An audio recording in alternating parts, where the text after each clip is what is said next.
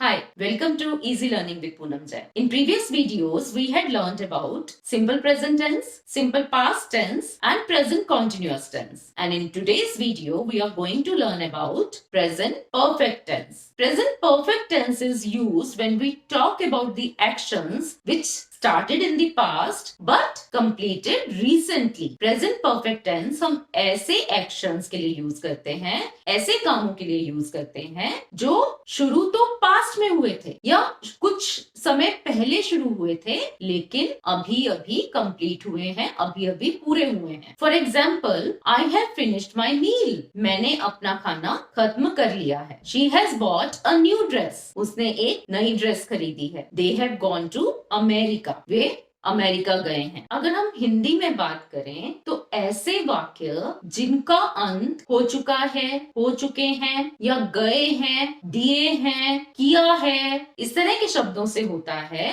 उन वाक्यों में हम इंग्लिश में प्रेजेंट परफेक्ट टेंस यूज करते हैं. Now let's learn how the sentences are formed using present perfect tense. First of all, we use subject, then we use has or have, then third form of the verb is used, that means past participle form of the verb, and then comes the object. With first person and second person, whether singular or plural, we use have, and with third person singular we use has, and with third person plural we use have. That means with he, she, it and any singular noun we use has, and with they and plural nouns we use have, and along with that we use third form of the verb, that is past participle form of the verb. Let's take a look at this table and try to make some sentences using present perfect tense. I have broken the glass. We have broken the glass. You have broken the glass. He has broken the glass. She has broken the glass. It has broken the glass. They have broken the glass. Children, it is important to learn the form of verbs to avoid mistakes using tenses. So you have to learn the form of verbs, present, past and past participle forms of verbs to